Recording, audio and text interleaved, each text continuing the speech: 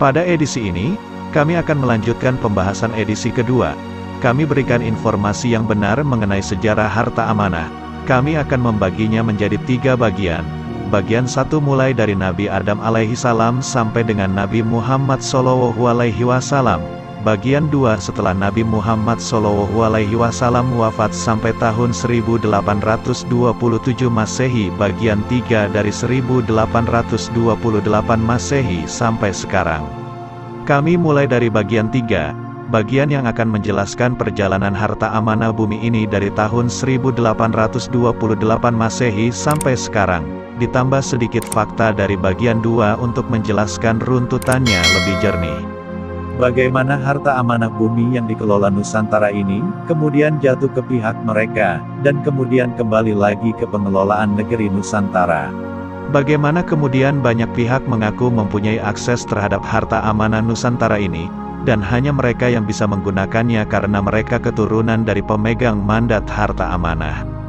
Bagaimana beberapa bank di Indonesia digunakan pihak-pihak yang tidak bertanggung jawab untuk mengambil keuntungan pribadi dengan mengaku mempunyai dana triliunan rupiah di bank-bank tersebut, dan siap membiayai proyek-proyek di Indonesia bahkan di luar negeri, asalkan pemilik proyek mau memberikan sejumlah dana terlebih dahulu, dengan alasan untuk proses memperpanjang ulang atau renew pendaftaran kolateral atau membayar pajak dari harta amanah dan alasan-alasan lainnya. Banyak masyarakat yang tidak tahu proses perbankan dan cara penggunaan dana amanah ini, menjadi tergiur dan rela mengeluarkan sejumlah uang untuk membiayai proses tersebut. Mulai dari sejak 900 tahun sebelum Masehi, pengelolaan harta amanah ini oleh pemegang amanah Nusantara, sebagian dimandatkan kepada para bangsawan pengikut setia Nabi Nuh alaihi salam untuk digunakan membangun kembali wilayah Nusantara. Para bangsawan leluhur bangsa Nusantara ini kembali ke negeri Nusantara mendarat pertama kali di pantai yang terletak antara Surabaya sampai Semarang. Para bangsawan ini kemudian menetap di daerah tersebut, dan mulai membangun pemukiman untuk gelombang pertama kepulangan bangsa Nusantara ke negeri tercinta ini. Mereka kemudian mulai membangun daerah-daerah pesisir pantai Jawa, Bali, Sulawesi, Kalimantan, dan Sumatera. Sampai tahun 1100 Masehi, peradaban Nusantara kedua ini kembali maju dan menguasai perdagangan di bumi. Dari mulai negeri Nusantara, daratan China, India, Amerika Selatan dan beberapa wilayah Afrika kembali bersatu menjadi bagian dari wilayah negeri Nusantara.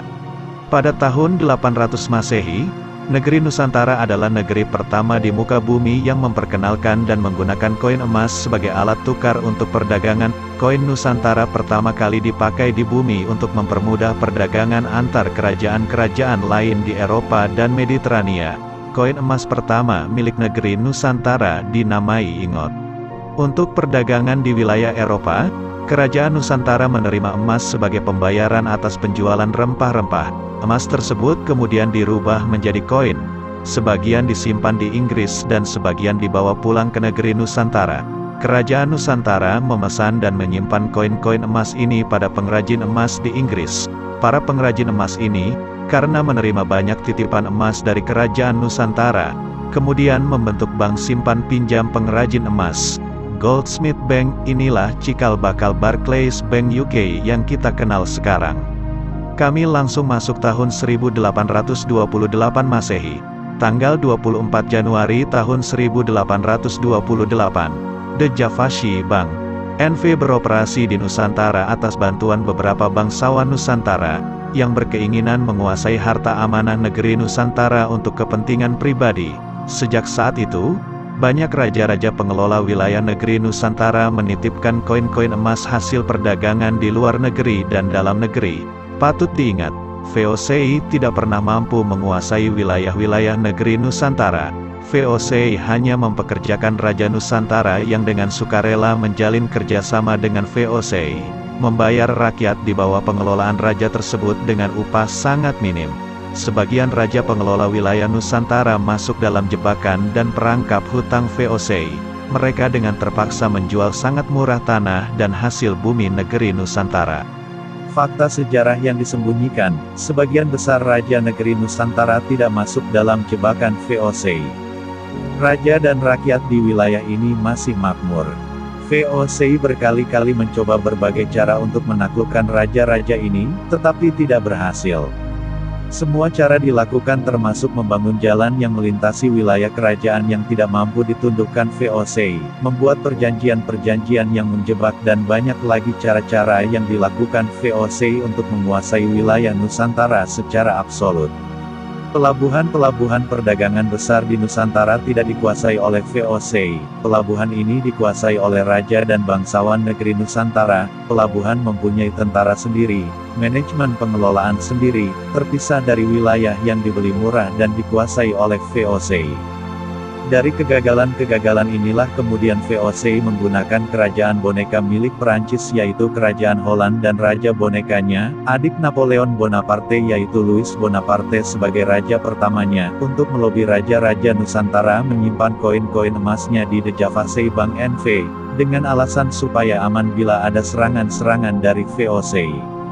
Sejak itulah koin-koin emas negeri Nusantara disimpan di The Javasse Bank NV. Tanpa sepengetahuan raja-raja pengelola wilayah negeri Nusantara, pengurus bank dan VOC memindahkan koin-koin emas dan emas-emas batangan ini ke Holland. Louis Bonaparte kemudian di tahun 1830 Masehi, membeli kemerdekaan kerajaan Holland dari Perancis, bersama-sama dengan Belgia dan Luxembourg. Mereka menggunakan koin emas dan emas batangan milik negeri Nusantara yang juga merupakan harta amanah sebagai pembayaran kemerdekaannya kepada Perancis. Tahun 1799, VOC mulai melakukan pencucian aset emas yang mereka rampas dan curi dari wilayah negeri Nusantara. Cara yang mereka lakukan adalah dengan mendeklarasikan serikat dagang VOC bangkrut. Semua aset koin emas dan emas batangan kemudian melalui Premier Grand Lodge of England dipindahkan ke Bank Simpan Pinjam Pengrajin Emas di London, cikal bakal Barclays Bank London. Tahun 1806 Masehi melalui Bank Simpan Pinjam Emas ini, mereka memberikan pinjaman ke Kerajaan Britania Raya untuk mengambil alih New Amsterdam, yang sekarang kita kenal dengan nama New York. Kemudian, mereka melakukan langkah berikutnya untuk penguasaan negeri Nusantara melalui pembentukan negara baru di wilayah negeri Nusantara. Tahun 1850, salah satu Grand Master dari Premier Grand Lodge of England, Vincent Carroll Earl pertama kali menyebut Nusantara dengan nama Indonesia. Mereka kemudian melakukan sosialisasi sangat gencar nama Indonesia melalui pemberitaan di media massa. Mereka memberitakan Amsterdam menjajah Indonesia secara gencar dan masif. Mereka mengganti sistem pendidikan Nusantara menjadi sistem pendidikan yang mereka klaim modern, dengan memisahkan ilmu pengetahuan dan agama.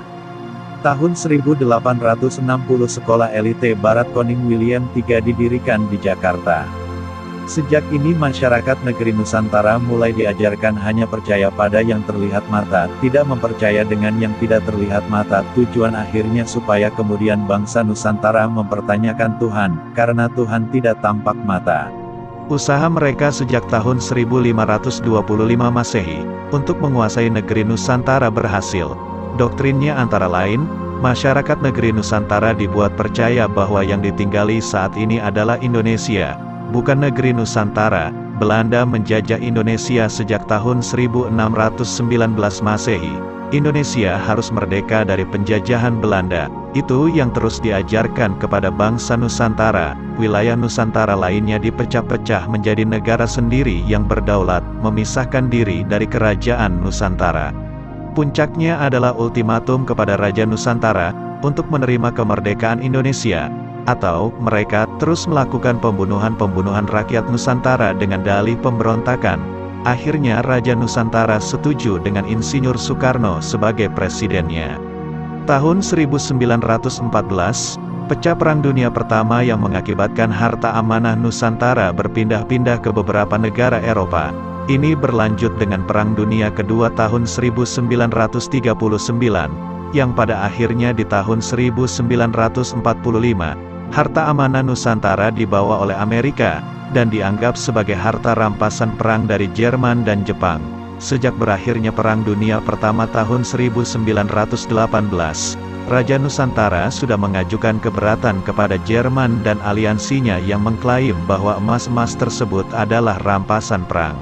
Dengan dokumen-dokumen kepemilikan asli yang dimiliki Raja Nusantara bisa membuktikan, bahwa itu adalah harta amanah Nusantara yang dipindahkan dari negeri Nusantara, melalui De Javasche Bank NV ke Holland kemudian ke London tanpa izin pemiliknya. Tidak bisa dianggap sebagai rampasan perang.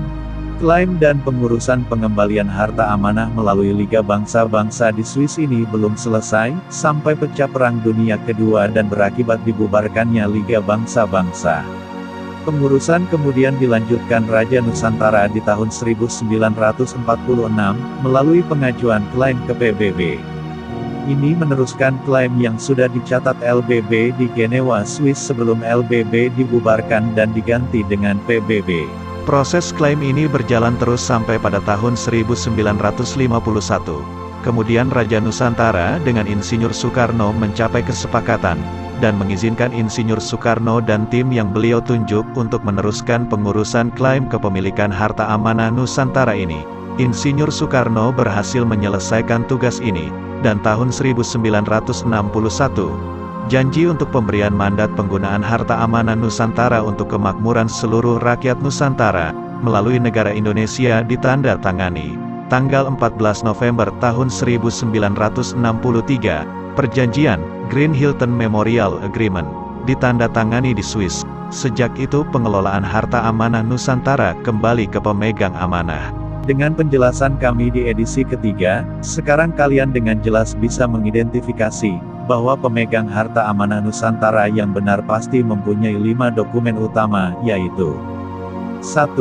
Dokumen asli penitipan koin emas dan emas batangan ke Bank Simpan Pinjam Pengrajin Emas di London. 2. Dokumen asli penitipan koin emas dan emas batangan ke De Javasche Bank baik di Jakarta maupun yang di Holland. 3. Dokumen asli pengajuan klaim Raja Nusantara ke Liga Bangsa-Bangsa dan semua dokumen proses klaim tersebut. 4. Dokumen asli pemberian mandat dari pemegang harta amanah ke Presiden Soekarno. 5. Dokumen asli pengajuan klaim Raja Nusantara ke Perserikatan Bangsa-Bangsa dan semua dokumen proses klaim tersebut.